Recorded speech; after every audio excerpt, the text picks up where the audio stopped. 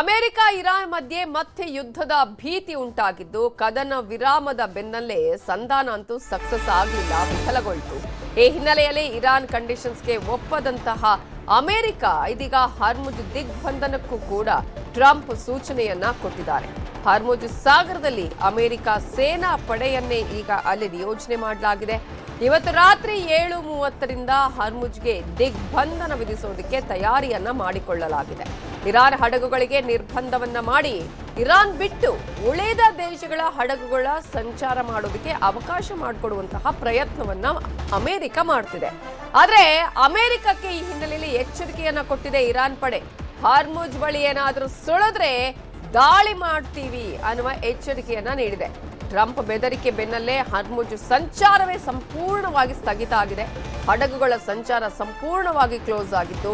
ಇದು ದೊಡ್ಡ ಮಟ್ಟದಲ್ಲಿ ಇತರೆ ದೇಶಗಳಿಗೂ ಕೂಡ ಆತಂಕಕ್ಕೆ ಕಾರಣ ಆಗಿದೆ.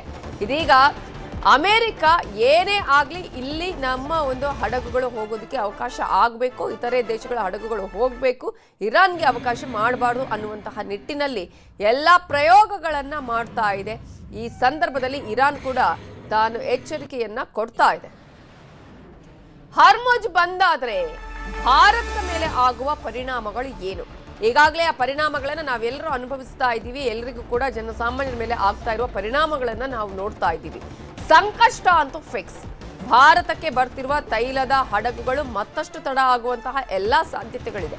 ಹಡಗುಗಳ ಪರಿಶೀಲನೆ ಹಿನ್ನೆಲೆಯಲ್ಲಿ ಹಡಗುಗಳ ಆಗಮನ ಲೇಟ್ ಆಗುವ ಸಾಧ್ಯತೆ ಇದೆ.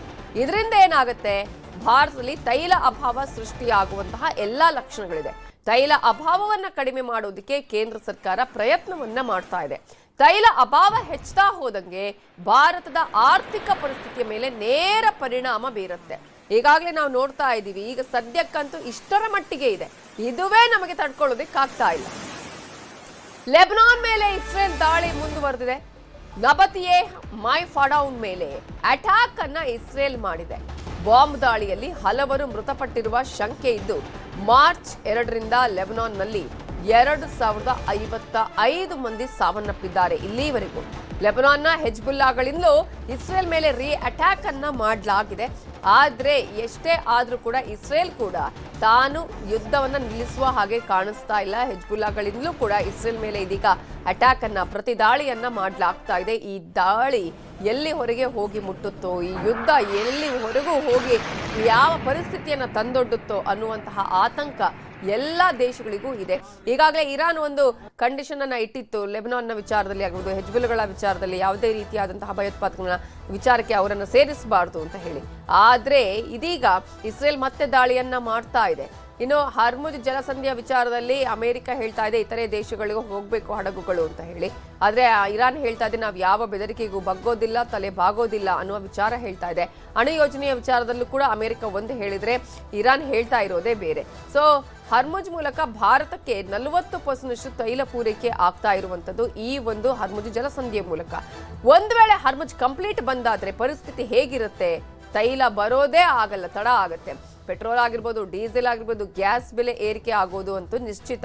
ಮತ್ತೆ LPGಗೆ ಸಮಸ್ಯೆ ಆಗಬಹುದು, ದರ ಹೆಚ್ಚಾಗುವಂತಹ ಎಲ್ಲಾ ಲಕ್ಷಣಗಳು ಕೂಡ ಇದೆ. ತೈಲದ ಬೆಲೆ ಹೆಚ್ಚಾದ ಹಾಗೆ ಸಾರಿಗೆ ವ್ಯವಸ್ಥೆ ಕೂಡ ದುಬಾರಿ ಆಗುತ್ತೆ. ಯಾಕಂದ್ರೆ ಒಂದಕ್ಕೊಂದು ಚೈನ್ ಲಿಂಕ್ ಇದು. ತೈಲ ದರ ಹೆಚ್ಚಾದ್ರೆ ತೈಲ ವಸ್ತುಗಳ ಬೆಲೆಯಲ್ಲೂ ಕೂಡ ಏರಿಕೆಯಾಗುತ್ತೆ. ಹೀಗಾಗಿ ಕೊಲ್ಲಿ ರಾಷ್ಟ್ರಗಳಿಂದ ಕಡಿಮೆ ತೈಲ ಆಮದನ್ನ ಮಾಡ್ಕೊಳ್ಳೋದು ಸ್ವಲ್ಪ ಕಡಿಮೆ ಮಾಡ್ಕೋಬೇಕಾಗುತ್ತೆ.